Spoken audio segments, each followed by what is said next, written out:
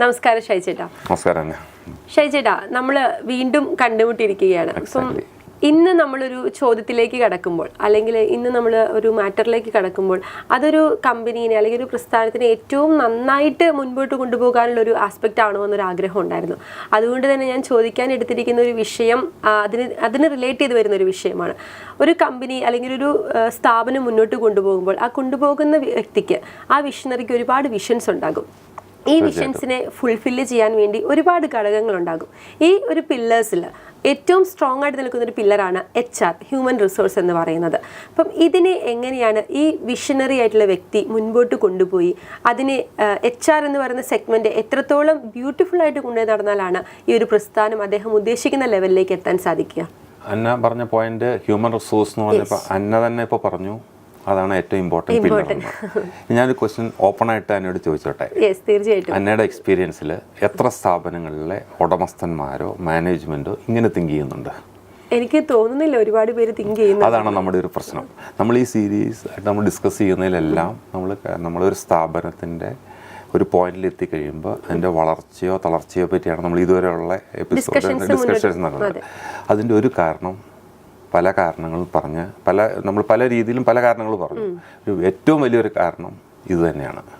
ഇതിൻ്റെ ഇമ്പോർട്ടൻസ്, ഈ human resource മനുഷ്യർ, അവിടുത്തെ എംപ്ലോയീസ് എന്നുള്ളവരുടെ ഇമ്പോർട്ടൻസ് ഉള്ളിൽ മനസ്സിൽ തട്ടി അതിന് ഇമ്പോർട്ടൻസോ പ്രാധാന്യമോ കൊടുക്കാത്ത മാനേജ്മെൻറ്റ് അല്ലെങ്കിൽ ബിസിനസ് അല്ലെങ്കിൽ സ്ഥാപനത്തിൻ്റെ അവസാനം ഞാൻ പറഞ്ഞ പോലെ കുറേ കഴിഞ്ഞ് ഒരു ആ ബിസിനസ് സൈക്കിളിൽ ഒരു ലെവലിൽ എത്തിക്കഴിയുമ്പോൾ, ഒരു സാച്ചുറേറ്റഡ് പൊസിഷനിൽ എത്തിക്കഴിയുമ്പോൾ എത്താൻ തന്നെ താമസിക്കും. എത്തിക്കഴിഞ്ഞാൽ പിന്നെ ഡൗണിലേക്കായിരിക്കും. കാരണം ആർക്കും അതിനെ സേവ് ചെയ്യാൻ പറ്റില്ല. പലരുടെയും ധാരണ എംപ്ലോയീസ്, അത് എൻ്റെ എക്സ്പീരിയൻസ് ഞാൻ വെറുതെ പറയണമല്ല, നമുക്ക് ചിലപ്പോൾ സങ്കടം തോന്നും എംപ്ലോയീസിനോടുള്ള മാനേജ്മെൻറ്റിൻ്റെ അപ്രോച്ച് അല്ലെങ്കിൽ ആറ്റിറ്റ്യൂഡ്. നമ്മൾ സാലറി കൊടുത്താൽ പിന്നെ എല്ലാം ഏതാണ്ട് നമ്മളെ ഡിപ്പെൻഡ് ചെയ്ത് നിൽക്കുന്ന ഒരാളാണ് എന്നുള്ള മട്ടില്ല ഒരു എംപ്ലോയീസ്. അവർക്ക് പിന്നെ അത് ചെയ്തുകൂടെ, ഇത് ചെയ്തുകൂടെ, ഞാൻ സാലറി കൊടുക്കുന്നില്ലേ എന്ന് പറയുന്നത്, ഞാൻ പൈസ കൊടുക്കുന്നുണ്ടെങ്കിൽ എനിക്ക് റിട്ടേൺസ് കിട്ടണം. അങ്ങനെ ഒരു കാലം ഉണ്ടായിരുന്നു. ഒരു 10-50 വർഷം മുമ്പ് അങ്ങനെ ഒരു കാലം ഉണ്ടായിരുന്നു. ആ കാലം ഇപ്പോൾ ടോട്ടലേ മാറി, ജനറേഷൻസ് മാറി. ഇപ്പോൾ അങ്ങനെ ഒരു തിങ്കിങ്ങിൽ ഒരിക്കലും ഒരു സ്ഥാപനം മുന്നോട്ട് കൊണ്ടുപോകാൻ പറ്റില്ല. അതിൻ്റെ ഇമ്പോർട്ടൻസ്, അതായത് സാലറി കൊടുത്ത് സാലറി കിട്ടുന്നുണ്ട് എന്നുള്ള രീതിയിൽ അവിടെ ഹാപ്പി ആയിട്ട് വർക്ക് ചെയ്യുന്നത് 50% ആൾക്കാർ പോലും. ഇത് സർവേയുടെ ഒരു ഫലമാണ്. സർവേയിൽ നിന്ന് കണ്ടുപിടിച്ചേക്കാണ്. 50% ആൾക്കാർക്ക് താല്പര്യം, 50% താഴെയുള്ള ആൾക്കാർക്ക് സാലറി കൊടുക്കുന്നുണ്ട് എന്നുള്ള കാരണത്താൽ ആ സ്ഥാപനത്തിൽ നിൽക്കുകയോ ആ സ്ഥാപനത്തിനോട് ആത്മാർത്ഥത കാണിക്കുകയോ ചെയ്യുന്നത്. ബാക്കിയെല്ലാം പല ഫാക്ടേഴ്സിലാണ് അത് പോകുന്നത്. ആൾക്കാർക്ക് വേണ്ട ഒന്നാമത് സാറ്റിസ്ഫാക്ഷനാണ്. ഇപ്പോൾ ഉള്ള ജനറേഷന് വേണ്ടത് എംപ്ലോയ്മെന്റ്, ആ ജോലിയിലുള്ള സാറ്റിസ്ഫാക്ഷനാണ് ഒരു കാരണം.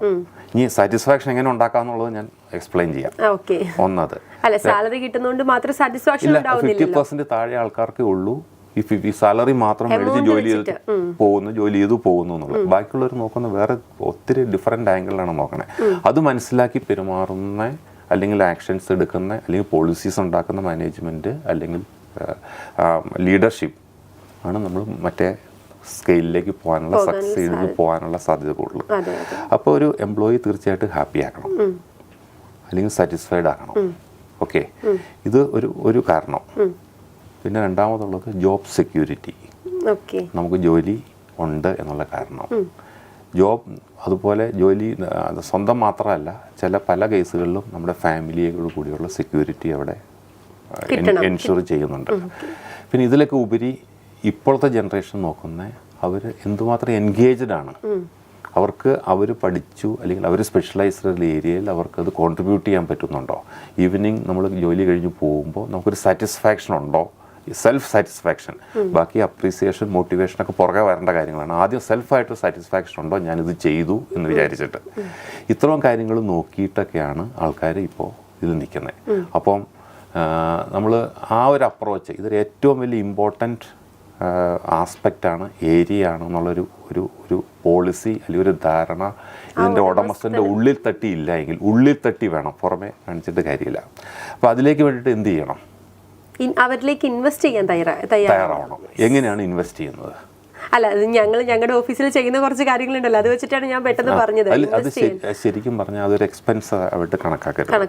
ഇതിൻ്റെ അകത്ത് നമുക്കിപ്പോൾ അതിൻ്റെ അകത്ത് നമുക്ക് പിന്നെ എത്ര ചെറിയ ഓർഗനൈസേഷൻ ആണെങ്കിൽ പോലും ഒരു HR പോളിസി എന്തായാലും വേണം, ഹ്യൂമൻ റിസോഴ്സ് പോളിസി വേണം. ഓരോരുത്തർ വരുന്നവരുടെ അനുസരിച്ചല്ല പോളിസി ഉണ്ടാക്കേണ്ടത്, കമ്പനിക്ക് ഒരു പോളിസി വേണം. അതിലേക്ക് ഫിറ്റ് ഇൻ ചെയ്യുന്ന ആൾക്കാരെ നമ്മൾ അവിടെ എംപ്ലോയ് ചെയ്യാവുള്ളൂ. അതിലേക്ക് വേണ്ടിയിട്ട് നമുക്കൊരു ഹ്യൂമൻ റിസോഴ്സ് മാനേജർ വേണം ഫസ്റ്റ് ഓഫ് ഓൾ. നമ്മൾ പല സ്ഥാപനങ്ങളിലും പോയി നമ്മൾ സംസാരിക്കുമ്പോൾ ഞാൻ ആദ്യത്തെ ഒരു പ്രൈമറി ഇതിൽ നമ്മൾ ചോദിക്കാറുള്ളത് അക്കൗണ്ട്സിൻ്റെ സിറ്റുവേഷൻ എങ്ങനെ, കോസ്റ്റിങ്ങിൻ്റെ സിറ്റുവേഷൻ എങ്ങനെ, ഫിനാൻസ് സിറ്റുവേഷൻ എങ്ങനെ, ബാക്കി ഓപ്പറേഷൻസ് എങ്ങനെ, ഇൻറ്റേർണൽ കൺട്രോൾ സിസ്റ്റംസ് എങ്ങനെ, depending upon the size of the company ഇവിടുത്തെ HR സിസ്റ്റംസ് എങ്ങനെയാണ്, HR മാനേജർ ആരാണ്, എന്താണ് he or she, what is, എത്ര വർഷമായിട്ട് ഇവിടെ ഉണ്ട്, എന്താണ് ചെയ്യാനുള്ള കാര്യങ്ങൾ ചോദിക്കാറുണ്ട്. അപ്പോൾ പലരും പറയും HR മാനേജർ ഉണ്ട് എന്നൊക്കെ പറഞ്ഞ് വരുമ്പോൾ നമ്മളൊന്ന് മീറ്റ് ചെയ്യുകയോ സംസാരിച്ച് നോക്കുമ്പോൾ കോർ HR ഫങ്ഷൻസിനെ പറ്റി അവർ കേട്ടിട്ട് പോലും ഉണ്ടാവില്ല. അവർ ചെയ്യുന്നത് ഇവരുടെ പേറോള്, ഇവരുടെ PF, ഇവരുടെ ESI, ഇവരുടെ ലീവ്, ഇത്രയും കാര്യങ്ങൾ ചെയ്താൽ ഒരു HR മാനേജർ ആവും എന്നുള്ളതാണ് നമ്മുടെ നാട്ടിലെ ഒരു ധാരണ. മാനേജ്മെന്റിന്റെയും ധാരണ, എംപ്ലോയിയുടെയും ധാരണ. കാരണം അത് കൂടുതൽ ചിലപ്പോൾ ഒരു എക്സ്പോഷർ കിട്ടി കാണില്ല. പക്ഷെ ഞാൻ ഇതിൻ്റെ അകത്ത് എംഫസൈസ് ചെയ്ത് പറയുന്നത് നമുക്ക് കോർ ഫങ്ഷൻസ് ഉണ്ട് HR-ൽ. ഹ്യൂമൻ റിസോഴ്സിൽ കോർ ഫങ്ഷൻസ് ഉണ്ട്. അവരുടെ ഫങ്ഷൻസ് 3-4 ഫങ്ഷൻസ് ഉണ്ട് അവരുടെ. അതിൽ ഏറ്റവും പ്രധാനമായിട്ടുള്ളത് റിക്രൂട്ട്മെൻ്റ് ആണ്. റൈറ്റ് പേഴ്സണെ റിക്രൂട്ട് ചെയ്യണം.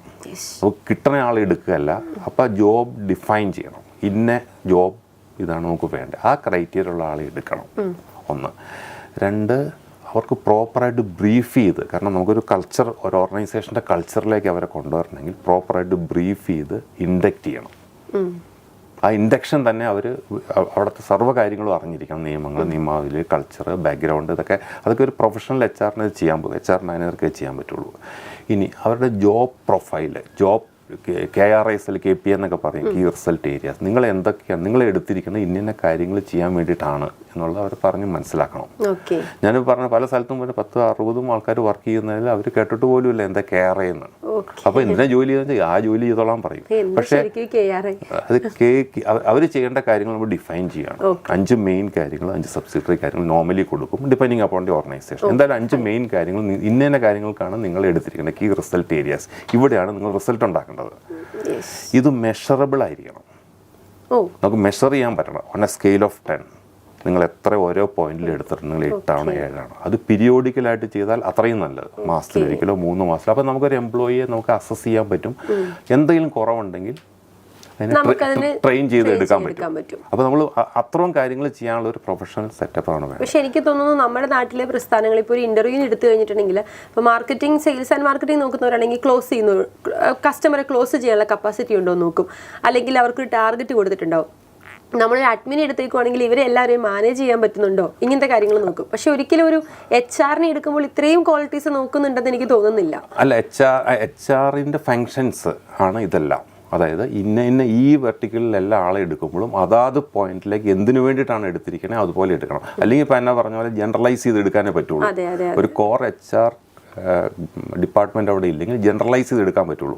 അപ്പോൾ സെയിൽസ് നോക്കിക്കോളാൻ പറയും, പർച്ചേസ് നോക്കിക്കോളാൻ പറയും, അല്ലെങ്കിൽ കസ്റ്റമർ കെയർ. പക്ഷേ ഇതിനൊക്കെ എന്താണ് റിസൾട്ട്, എന്താണ് നമ്മുടെ ആവശ്യം എന്നുള്ളത് ഡിഫൈൻ ചെയ്യണം, അത് മെഷർ ചെയ്യണം. എന്തെങ്കിലും ഡിഫിഷ്യൻസീസ് ഉണ്ടെങ്കിൽ അത് ട്രെയിൻ ചെയ്ത് ഡെവലപ്പ് ചെയ്യണം, എന്നിട്ട് വീണ്ടും അത് അസസ് ചെയ്യണം. ഇതിൻ്റെ എല്ലാം കൂടെ റിസൾട്ട് വെച്ചിട്ടാണ് നമുക്ക് സാലറി ഇൻക്രീസ്, ഇൻസെൻറ്റീവ്സ്, പ്രൊമോഷൻസ് ഒക്കെ കൊടുക്കാവുള്ളൂ. സാറിന് ഇതിൽ എല്ലായിടത്തും എങ്ങനെ പ്രൊമോഷൻ കൊടുക്കണേ, ഇൻസെൻറ്റീവ് കൊടുക്കണമെന്ന് അറിയാലോ. ഒരു ഫീൽ വെച്ച് ഒരു അസസ്മെന്റ് എടുത്തിട്ടാണ് കൊടുക്കുകയാണ്. ഇതുകൊണ്ട് ഹാപ്പിനെസ്സും അൺഹാപ്പിനെസ്സും ഒക്കെ ഒത്തിരി ഉണ്ടാവും, എംപ്ലോയി ഡിസാറ്റിസ്ഫാക്ഷൻ വരാൻ പറ്റും. പിന്നെ ഇങ്ങനെയുള്ള കാര്യങ്ങളിൽ നമ്മൾ ട്രാൻസ്പെറൻ്റ് ആയിരിക്കണം കുറച്ചുകൂടെ. എന്തുകൊണ്ട് ഇന്ന ആൾക്ക്, ഫോർ എക്സാമ്പിൾ 2 പേര് ഒപ്പം ജോയിൻ ചെയ്തു, ഒരാൾക്ക് എന്തുകൊണ്ട് ഇത്ര സാലറി ഇൻക്രീസ് കിട്ടി, എന്തുകൊണ്ട് പ്രൊമോഷൻ കിട്ടി, മറ്റേ ആളെ എന്ന് വെച്ചിട്ട് തള്ളുകയല്ല, അവരെ മോട്ടിവേറ്റ് ചെയ്ത് ട്രെയിൻ ചെയ്ത് മറ്റൊരിടത്ത് എത്തിക്കാൻ നോക്കണം. പിന്നെ വേറൊരു കോർ HR ഫങ്ഷനാണ് സാറിന് ഇതിൽ ശ്രദ്ധിക്കേണ്ട ഒരു കാര്യമാണ്. ഞാൻ ഈ പറഞ്ഞു വരുന്നത് എംപ്ലോയി ഹാപ്പിനെസ് അല്ലെങ്കിൽ സാറ്റിസ്ഫാക്ഷനെ പറ്റിയാണ് നമ്മൾ പറഞ്ഞു വരുന്നത്. അടുത്ത ശ്രദ്ധിക്കേണ്ട ഒരു കാര്യം ഗ്രീവൻസ് സോൾവിങ്. അതായത് നമ്മൾ കുറച്ച് പേര് വർക്ക് ചെയ്യുമ്പോൾ പ്രശ്നങ്ങൾ ഉണ്ടാവേണ്ടിയിരിക്കുമോ? തീർച്ചയായിട്ടും ഉണ്ടാവും. ഈ പ്രശ്നം ഉള്ള ആൾ എന്ത് ചെയ്യും?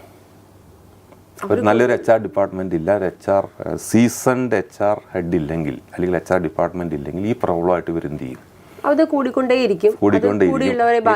ബാധിക്കും. അവിടുത്തെ ഡിസാറ്റിസ്ഫാക്ഷൻ വരും. അതിലും വലിയൊരു കാര്യം ഞാൻ കാണുന്നത്, ഈ ഒരു പ്രോബ്ലം, ഒരു ഗ്രീവൻസും, ഒരു കംപ്ലൈൻറ്റോ, ഒരു ബുദ്ധിമുട്ടോ, ഒരു സങ്കടമോ ആയിട്ട് അവർ വീട്ടിൽ പോകാൻ അനുവദിക്കരുത്. അതിന് മുമ്പ് ഇത് തീർത്തിരിക്കണം. അതാണ് എൻ്റെ പൂർണ്ണമായ വിശ്വാസം. കാരണം വീട്ടിൽ ചെന്നാൽ ഈ ഫ്രസ്ട്രേഷൻ എവിടെയാണ് പറയുന്നത്? വീട്ടുകാരോട് കാണിക്കും, സ്പൗസിനോട് കാണിക്കാം, ഇവരോട് കാണിക്കാം, മദറിനോട് കാണിക്കാം, ഫാദറിനോട് കാണിക്കാം. അൾട്ടിമേറ്റ്ലി എന്തായി? ഈ സ്ഥാപനത്തിൽ നിന്ന് ജോലി ചെയ്തിട്ട് വന്ന ഒരാൾ ഇവിടെ എന്ത് ബിഹേവിയറാണ് കാണിക്കണേ? അപ്പോൾ അൾട്ടിമേറ്റ്ലി ഇത് ഓപ്പൺ ചെയ്യേണ്ടി വരും. അപ്പോൾ എന്തായി? നമ്മളെ സംബന്ധിച്ച് ഒരു ബാഡ് ഇംപ്രഷൻ എംപ്ലോയിക്ക് വരും. അപ്പോൾ നല്ലൊരു HR ഫംഗ്ഷൻ ഉണ്ടെങ്കിൽ ആ ഗ്രീവൻസ് അവിടെ വെച്ച് തന്നെ സോർട്ട് ഔട്ട് ചെയ്തിട്ട് വിടാനുള്ള ഒരു സോർട്ട് ഔട്ട് സൊല്യൂഷൻ കണ്ടുപിടിക്കുക എന്നുള്ളതല്ല, അഡ്രസ്സ് ചെയ്തിട്ട്. സൊല്യൂഷൻ പെട്ടെന്ന് ഇപ്പോൾ ഇഷ്യൂസ് മുഴുവൻ അന്ന് തന്നെ തീർക്കാനൊന്നും പറ്റില്ല.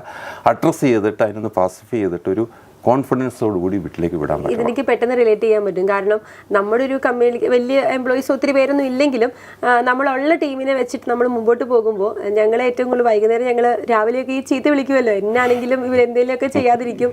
അപ്പോൾ നമ്മുടെ ഭാഗത്ത് നിന്ന് എന്തെങ്കിലുമൊക്കെ ദേഷ്യപ്പെട്ടോ അല്ലെങ്കിൽ നമുക്കുണ്ടാകുന്ന ബുദ്ധിമുട്ടുകൾ നമ്മൾ ഇവരുടെ അടുത്ത് പ്രകടിപ്പിക്കുമല്ലോ. പക്ഷെ വൈകുന്നേരം ആകുമ്പോൾ 5 മണിയാകുമ്പോൾ ഞങ്ങൾ പറയുമ്പോൾ ഒരു ചായ കുടിച്ചിട്ട് പോകാം. കാരണം ആ ചായ മേടിച്ച് കൊടുക്കാതെ വിട്ട് നമുക്ക് സങ്കടമാണ്. പക്ഷെ ആ ഡേ അവിടെ തീർന്നു. അതാണ് എക്സാക്ട്ലി.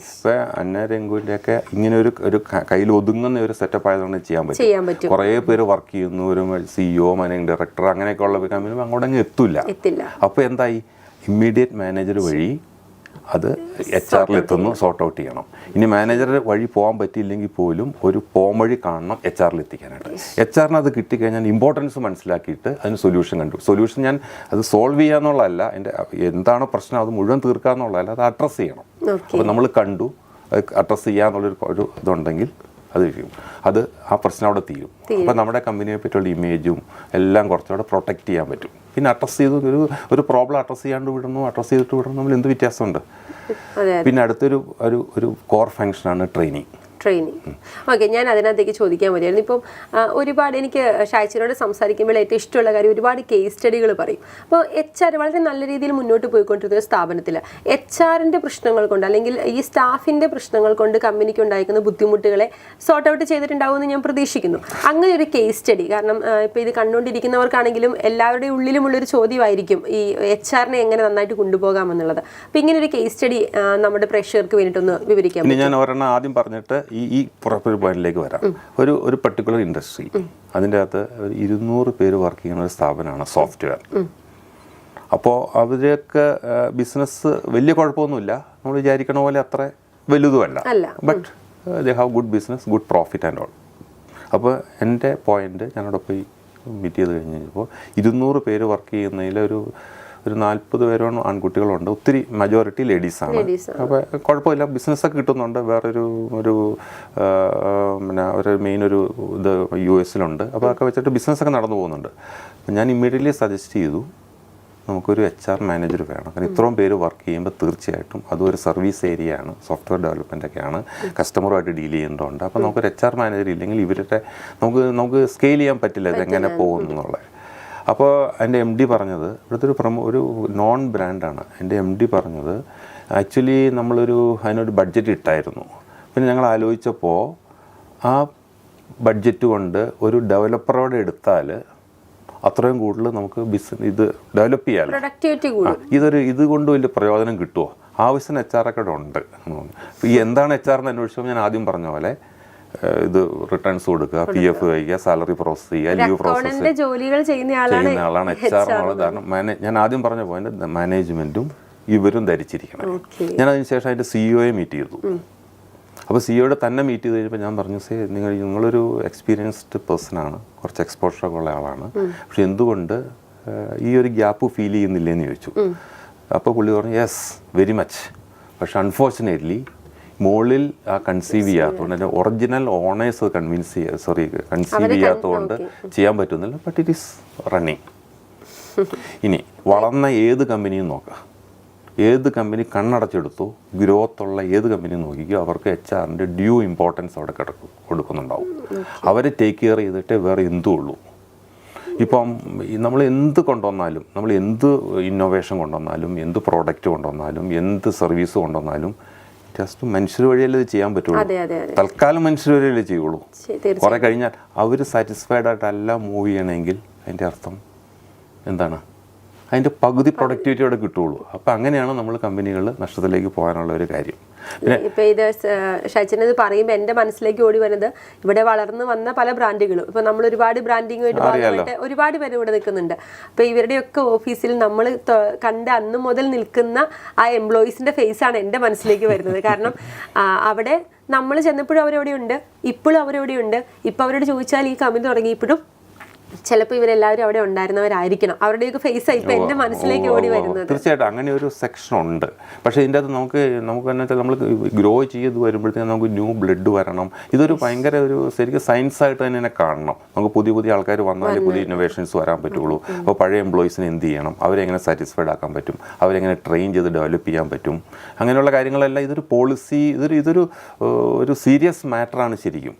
കാരണം അവരെ ബുദ്ധിമുട്ടിക്കാണ്ട് നമ്മളിപ്പോൾ പലപ്പോഴും 20 വർഷം 30 വർഷം എക്സ്പീരിയൻസ് ഉള്ള എംപ്ലോയീസ് അവർ ഡിജിറ്റലായിട്ടുള്ള ഇതൊക്കെ കുറവായിരിക്കും, സ്പീഡ് കുറവായിരിക്കും, അങ്ങനെ പല പല പ്രശ്നങ്ങൾ അവിടെ കാണാം. പക്ഷേ that has to be addressed. Okay, ഞാനത് എൻ്റെ ഒരു ചോദ്യമായിട്ട് തന്നെ ചോദിക്കാൻ വേണ്ടിയിരുന്നൊരു ടോപ്പിക്കായിരുന്നു. അതായത് ഇപ്പോൾ എൻ്റെ ഓഫീസിലൊരു വ്യക്തിയുണ്ട്. ആ വ്യക്തി നമ്മുടെ ഓഫീസിൽ വർഷങ്ങളായിട്ട് ജോലി ചെയ്യുന്നൊരു വ്യക്തിയാണ്. പക്ഷേ ഇപ്പോൾ വന്ന ഇൻസ്റ്റാഗ്രാമിൻ്റെ മാറ്റങ്ങളെക്കുറിച്ചോ അല്ലെങ്കിൽ സോഷ്യൽ മീഡിയയിൽ ഉണ്ടായിരിക്കുന്ന ചേഞ്ചസിനെ കുറിച്ചൊന്നും അദ്ദേഹത്തിന് ചിലപ്പോൾ അക്സെപ്റ്റ് ചെയ്യാനോ അത് പഠിക്കാനോ ചിലപ്പോൾ സാധിച്ചെന്ന് വരില്ല.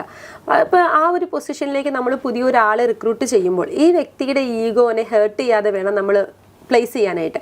ഇത് ഒരു പരിധി വരെ പലർക്കും സാധിക്കാതെ വരുന്ന ഒരു മാറ്ററാണ്. ഇതിനെ നമുക്ക് എങ്ങനെ ഓവർകം ചെയ്യാൻ പറ്റും? ഇത് എന്നെ ഇപ്പം സംരംഭത്തിൽ മാത്രമല്ല, ലോകം മുഴുവനുള്ളൊരു ഇഷ്യൂ ആണ്. ഇതിങ്ങനെ സൈക്കിൾ വരും തോറും പുതിയ പുതിയ ജനറേഷൻ വരും തോറും ഈ ചെയ്യണ വർക്ക്, ഫോർ എക്സാമ്പിൾ ഒരു 20 വയസ്സുള്ള കുട്ടിക്ക് 55 വയസ്സുള്ള ഒരാൾ ചെയ്യുന്നത് 20 വയസ്സുള്ള കുട്ടിക്ക് ഇതിൻ്റെ 4 ടൈംസ് സ്പീഡിൽ ആക്യുറേറ്റ് ചെയ്യാൻ പറ്റും പുതിയ ഡിജിറ്റൽ ഇത് വരുമ്പോൾ. അപ്പം എന്ത് ചെയ്യണം, ഇവരെ രണ്ടുപേരും വിൻ സിറ്റുവേഷനിൽ വരണം. ഈ ആൾ റിട്ടയർ ചെയ്ത് പോണവരെ നമ്മൾ വെയിറ്റ് ചെയ്താൽ നമ്മൾ ഇതാവും, നമ്മൾ മാറ്റി പിടിച്ച് നിന്നേ പറ്റുള്ളൂ. അപ്പോൾ അത് ഞാനൊരു സിംഗിൾ സൊല്യൂഷനായിട്ട് പറയുന്നില്ല. വിൻ സിറ്റുവേഷനിൽ രണ്ടുപേരെ ഹാപ്പി ആക്കിക്കൊണ്ട് ചെയ്യാനുള്ള ഒരു ഇതുണ്ട്. പല കേസിൽ ഞാൻ അഡ്വൈസ് ചെയ്യാറ്, ഇങ്ങനെ വരുമ്പോൾ എന്നെ അഡ്വൈസ് ചെയ്യാറ്, ഈ ആൾക്ക് ഇനി എത്ര വർഷം സർവീസ് ഉണ്ടോ. പല കേസ് ഞാൻ നടന്നേക്കണേ കുറേ കേസുകൾ നടന്നിട്ടുണ്ട്. പക്ഷേ എന്നാൽ അതൊക്കെ മനസ്സിലാക്കി എടുക്കാൻ ബുദ്ധിമുട്ടാണ്. ഫോർ എക്സാമ്പിൾ 5 വർഷത്തെ സർവീസ് ഉണ്ടെങ്കിൽ ഈ 5 വർഷത്തെ സാലറി ആക്കി കൊടുക്കുക. Let him have A second profession. പുള്ളിക്ക് പോയിട്ട് വേറെ എവിടെയെങ്കിലും പുള്ളിക്ക് പറ്റിയൊരു ജോലി ചെയ്യാൻ പറ്റും, ഈ പൈസയും കിട്ടും. അപ്പോൾ ഇത്രയും വർഷം വർക്ക് ചെയ്ത ഒരാൾ ഒരിക്കലും ഡിസപ്പോയിൻറ്റഡ് ആയിട്ട് വിടരുത് പകരം ഒരാളെ കിട്ടിയെന്ന് പറഞ്ഞിട്ട്.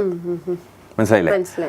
ഇങ്ങനെ കൊടുത്താലുള്ള ഗുണം, ഒന്ന്, ഒരു പരിധിവരെ നമുക്കത് എക്സ്പെൻസ് ആയിട്ട് ക്ലെയിം ചെയ്യാം കമ്പനിക്ക്. 2, പുതിയ ആളുടെ പ്രൊഡക്ടിവിറ്റി കൊണ്ട് 1 വർഷം കൊണ്ട് ഇത് മേക്കപ്പ് ചെയ്യാനും പറ്റും. മനസ്സിലായില്ലേ?